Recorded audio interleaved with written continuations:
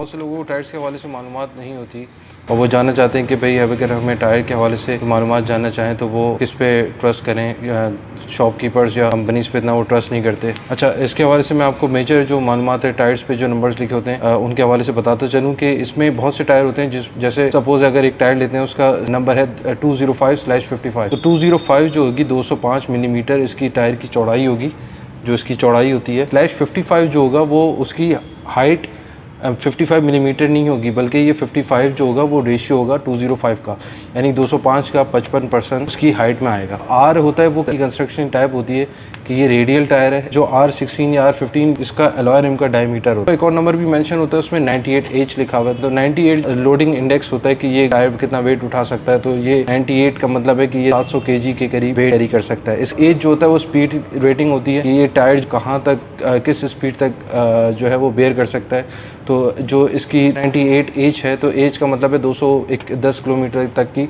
Speed ये बेयरेबल है। अच्छा, इसमें मैं आपको बताता चलूँ स्पीड का क्या ताल्लुक होता है टायर से। आपका जब टायर रोटेट करता है तो एक फ्रिक्शन प्रोड्यूस होती है रोड से और उसकी वजह से एक हीट प्रोड्यूस होती है, तो वो हीट की जो एक कैपेसिटी थी वो एक टायर कितना बेयर कर सकता है। अच्छा, इसमें बहुत सी जगहों पे M+S भी लिखा होता है, उसका मतलब होता है मड प्लस स्नो। बहुत से लोग ये भी जानना चाहते हैं कि भाई लो प्रोफाइल टायर और हाई प्रोफाइल टायर्स में क्या फ़र्क होता है। लो प्रोफाइल टायर्स वो टायर्स होते हैं जिनमें अलॉय रिम का साइज़ बड़ा होता है, तो इसका रबर होती है जो टायर होता है वो उसका साइज़ छोटा होता है। इसके मैं आपको लो प्रोफाइल टायर्स के एडवांटेज और डिसएडवांटेजेस बता दूं।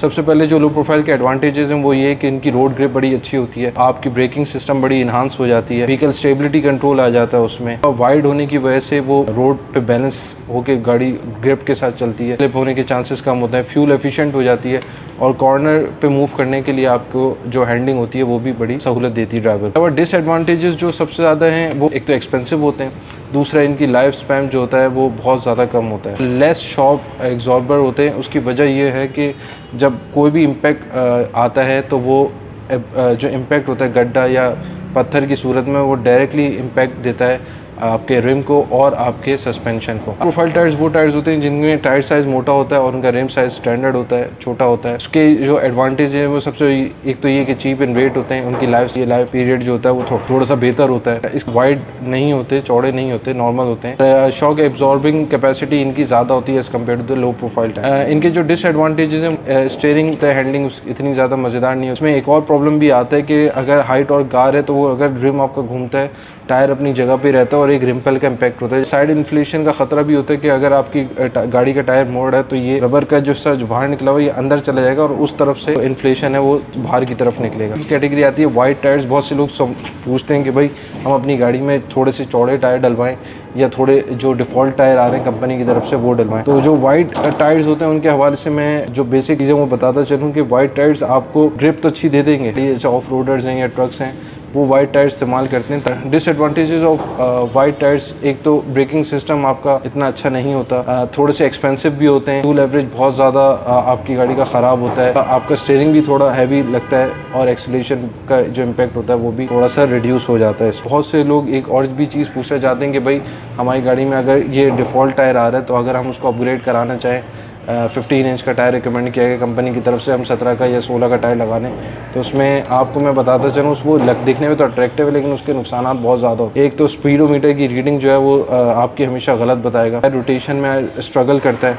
फ्यूल कंजप्शन में बड़ा इम्पैक्ट आता है उसका, और आपकी गाड़ी की जो स्पीड है वो भी रिड्यूस होती है। स्टैंडर्ड टायर से बड़ा टायर होता है जो कंपनी की तरफ से रिकमेंड नहीं होता, उसका सरफेस एरिया ज़्यादा होता है, इसलिए इंजीनियर्स जो आपको आपकी गाड़ी में टायर रिकमेंड करते हैं वो बहुत ही तमाम कैलकुलेशन के बाद वो रिकमेंड किया जाता है। बहुत से लोग न्यू टायर्स या यूज टायर्स की तरफ जाते हैं तो पूछते हैं कि हमें किन बातों का ख्याल करना चाहिए, तो मैं आपको उसके हवाले से बताते चलूँ कि अगर टायर पुराना हो गया तो सबसे पहले उसकी साइड वॉल देखें, साइड वॉल पे क्रैक्स आ जाते हैं। इसकी जो ये बीच में जो एक छोटी सी गली कहने इसको, इसमें आप कॉइन डाल के या अपनी फिंगर डाल के देखेंगे इसकी डेप्थ कितनी आ रही है। जितना नया टायर होगा उसकी डेप्थ उतनी ज़्यादा होगी सेंटर में, जितना पुराना टायर होगा बहुत से लोग पुराने टायर को रीयूज़ करके रिफर्बिश करके मार्केट में सेल कर रहे होते हैं, तो लेकिन वो यहाँ से पता चल जाता है उनका कि अगर उसकी डेप्थ कम होगी तो ये टायर जो है वो दोबारा बना हुआ है। साइड वॉल इसकी देखें, साइड वॉल स्ट्रेट होनी चाहिए, ज़्यादा बेंड ना हो। इसके अलावा इसमें एक मैन्युफैक्चरिंग डेट होती है, वो भी उसको भी आपने ज़रूर चेक करना है। वो मैन्युफैक्चरिंग डेट ऐसी लिखी होती है जैसे 27, 22, तो 27 जो होता है वो वीक होता है, किस साल का कौन सा हफ्ता है, 27वां हफ्ता है, और 22 जो है 2022 का है। टायर्स में बहुत सारी ऐसी प्रॉब्लम्स होती हैं, हमें लगता है कि अगर हम टायर चेंज करा लेंगे तो वो हमारी गाड़ी का मसला हल हो जाएगा।